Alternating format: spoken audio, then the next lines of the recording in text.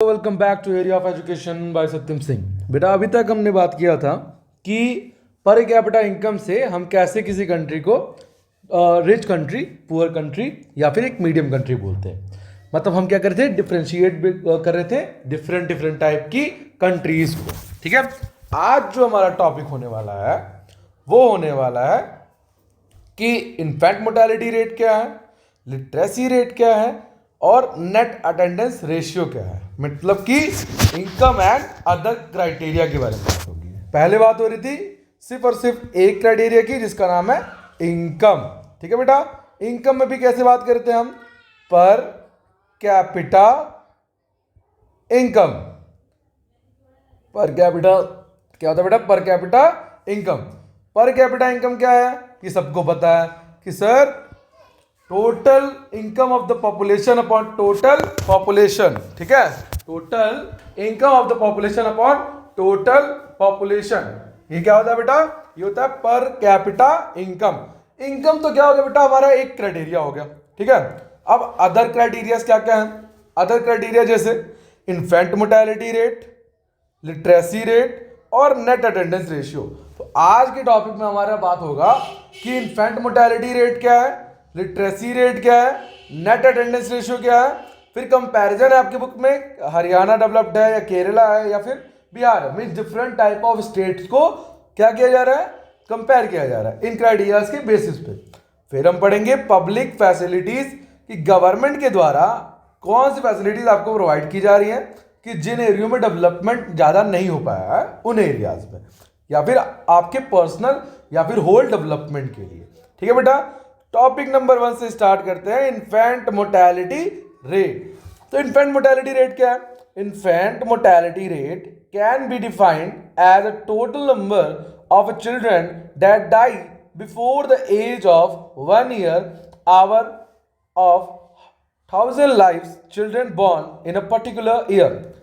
हिंदी में समझते हैं, शुद्ध भाषा में समझते हैं। ठीक है बेटा, क्या बोल रहा है कि ऐसे बच्चे, फॉर एग्जाम्पल, तो आपके घर पे एक, नहीं आपके घर पे नहीं है, क्यों ये दुख खबर आपके घर पे से स्टार्ट किया। एक एग्जाम्पल लेते हैं कि एक बच्चा पैदा हो, ठीक है, वो अपना फर्स्ट ईयर कंप्लीट करने से पहले ही बेचारा भगवान को चला गया। ठीक है, तो क्या होगा, इसकी जो कैलकुलेशन होगी वो हर 1000 बच्चों में से की जाएगी कि हर 1000 बच्चों में कितने ऐसे बच्चे हैं जो 1 ईयर कंप्लीट किए बिना भगवान को सिधार गए। उसको बोलते हैं इन्फेंट मोर्टेलिटी रेट। क्या बोलते हैं बेटा, इन्फेंट मोर्टेलिटी रेट। अब आती है बात हमारी किस पे, लिटरेसी रेट। कि literacy rate can be defined as proportion of literate population in an age group of 7 year and above। मतलब कि ऐसे बच्चे या फिर ऐसे लोग जो 7 साल से बड़े हो, उनको लिखना और पढ़ना आता हो, तो वो किस में आएंगे, लिटरेसी रेट में आएंगे। किस में आएंगे बेटा, लिटरेसी रेट में आएंगे। दो कॉन्सेप्ट क्लियर हो गए, what is infant mortality rate, what is infant mortality rate. क्या होता है इन्फेंट मोर्टेलिटी रेट बेटा, कि ऐसे बच्चे जो अपना 1 ईयर कंप्लीट किए बिना भगवान जी के पास चले जाए, उसको बोलेंगे हम इन्फेंट मोर्टेलिटी रेट। किस रेशियो में कैलकुलेट करते हैं, 1000 के रेशियो में कैलकुलेट करते हैं इसको, कि हर 1000 बच्चे में कितने बच्चे जो है वो भगवान जी को बिना फर्स्ट ईयर बर्थडे कंप्लीट किए चले जा रहे हैं।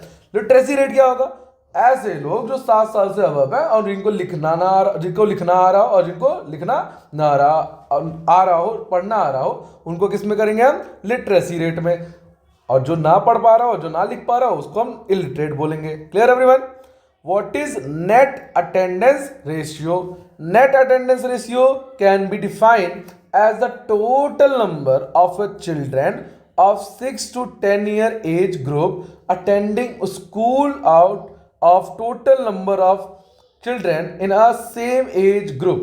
ठीक है, ऐसे बच्चे जो 6 से 10 साल के बीच में हो और स्कूल अटेंड कर रहे हो, ठीक है, और उन्हीं एज ग्रुप में जो स्कूल अटेंड कर रहे हो, मतलब कि ऐसे बच्चे जो स्कूल अटेंड कर रहे हो 6 to 10 ईयर एज में, उसको हम कैलकुलेट करते हैं। तो हम आता है हमारे पास नेट अटेंडेंस रेशियो। क्या आता है बेटा, कि टोटल नंबर ऑफ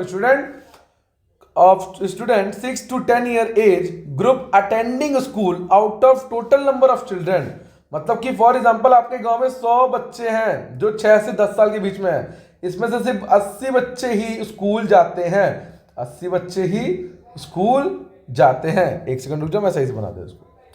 क्या है कि 100 बच्चे हैं, इसमें से 80 बच्चे जो हैं स्कूल जाते हैं। कहाँ जाते हैं बेटा? स्कूल जाते हैं 80 बच्चे, तो 20 बच्चे नहीं जा रहे ना, तो ये 80 जो होगा वो नेट अटेंडेंस रेशियो होगा। बेटा हम क्या करते हैं कि हम कंपेयर करते हैं कि ऐसे कितने बच्चे हैं जो स्कूल जा रहे हैं और उसी सेम इस ग्रुप में कितने बच्चे नहीं जा रहे हो। ठीक है बेटा, ये अदर क्राइटेरियाज हो सकती हैं कंपैरिजन के लिए।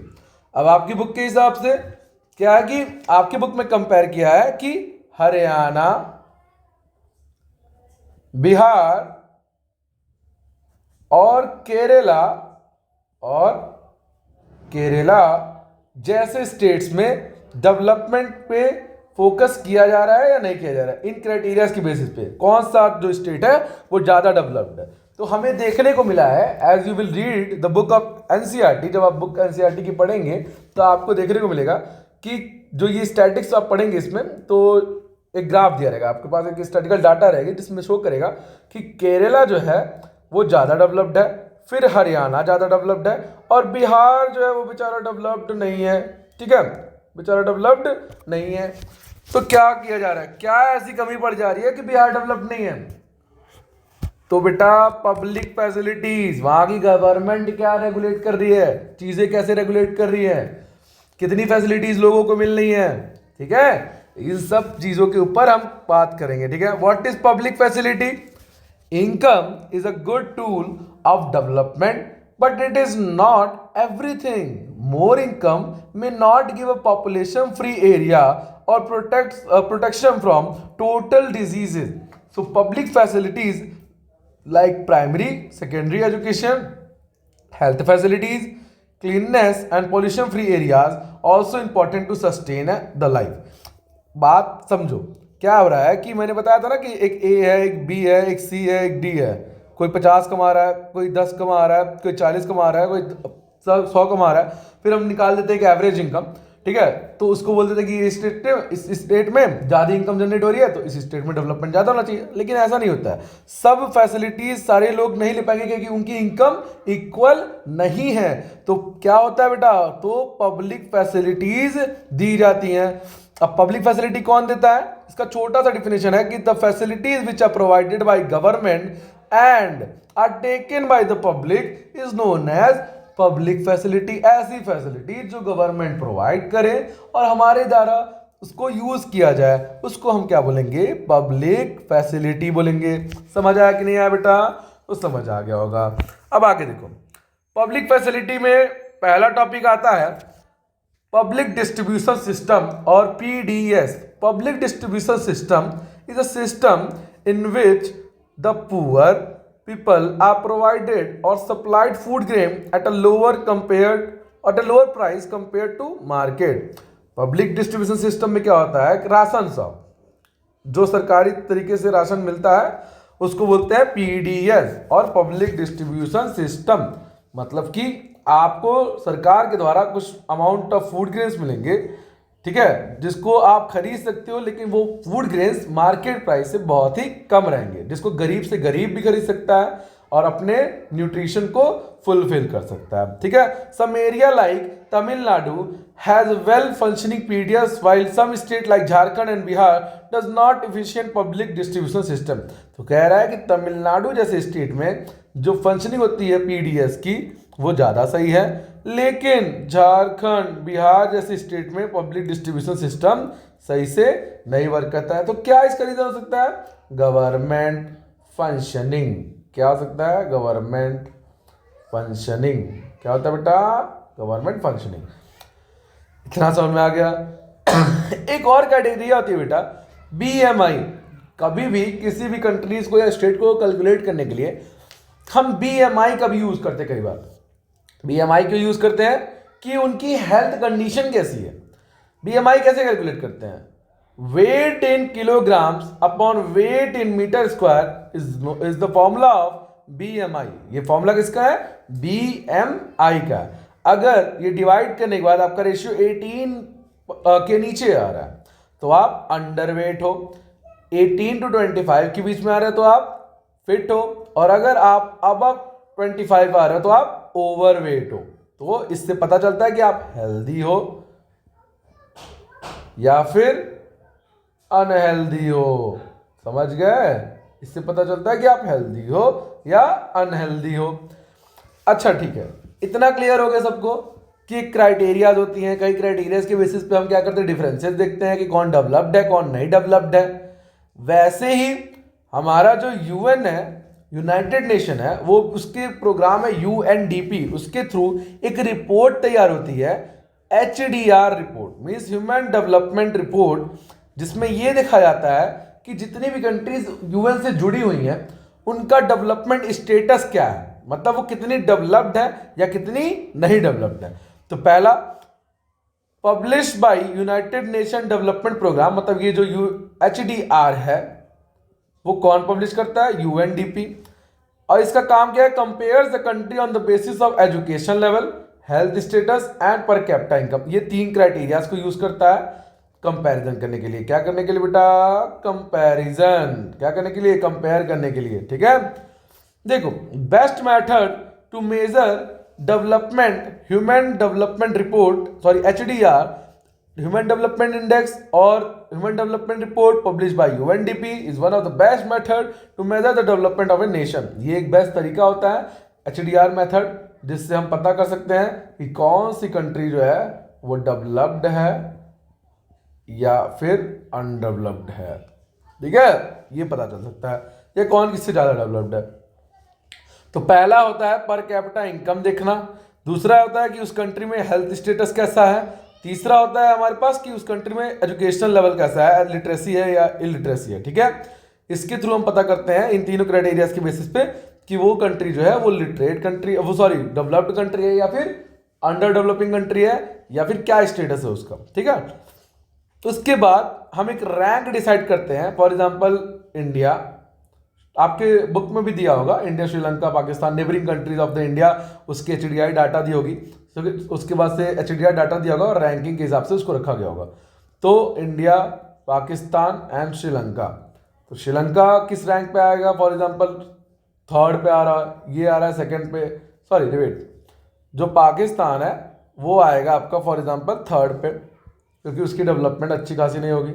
श्रीलंका फॉर एग्जांपल छोटी सी कंट्री है, डेवलपमेंट ज़्यादा होगी तो 1st पे, इंडिया आएगा 2 पे। तो ये जो डाटा जो मैं रैंकिंग किया हूँ एचडीआई डाटा के थ्रू किया हूँ, और इसको बोलते हैं HDI, human development index. HDR data के थ्रू ये किया जाता है, जिसमें इन तीनों कंट्रीज का मैंने देखा है कि एजुकेशन कैसा है, इनका एजुकेशन कैसा है, और क्या बेटा देखा मैंने कि एजुकेशन, एक सेकंड, हाँ, इनका एजुकेशन कैसा है, इनका हेल्थ फैसिलिटी कैसा है, इनका पर कैपिटा इनकम कैसा है। तो मुझे पता चला कि Sri Lanka is on top because छोटी सी कंट्री है, डेवलपमेंट ज़्यादा है, India on 2nd number and Pakistan at the 3rd level. इस जो रैंकिंग मैंने दी है उसको बोलते हैं एचडीआई। ठीक है, रैंकिंग देना उसको बोलते हैं क्या, एचडीआई।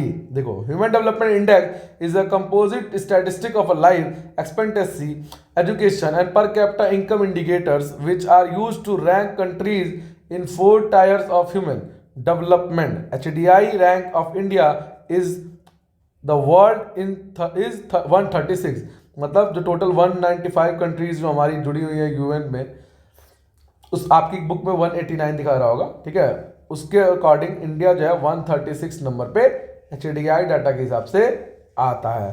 क्लियर हो गया यहाँ तक? Yes.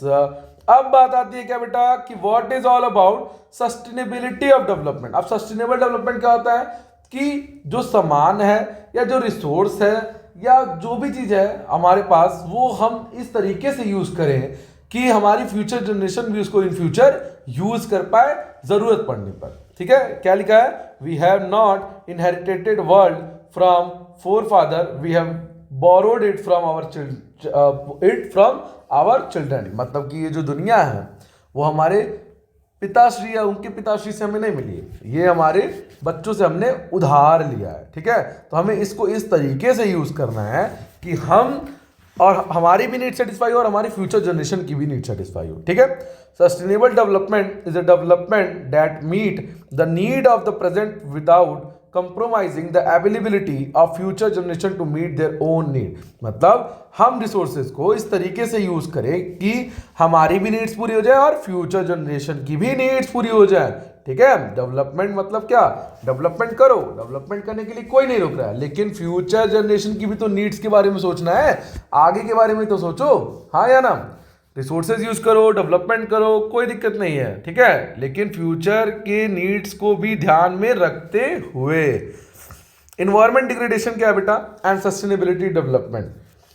Environment degradation refers to a destruction of natural environment by human activity to fulfill the greediness of the human। मतलब कि हम क्या कर रहे हैं, प्रकृति को बर्बाद कर रहे हैं अपने अपने ग्रीड को पूरा करने के लिए, अपने अभिलाषाओं को पूरा करने के लिए, अपनी नीड्स को पूरा करने के लिए, प्रॉफिट कमाने के लिए हम क्या कर रहे हैं, इन्वायरमेंट को बेकार कर रहे हैं, तो इसको बोलते हैं environment degradation. The mismanagement of natural resource has resulted into environment degradation in the form of air pollution, water pollution, depletion in the natural resources, etc.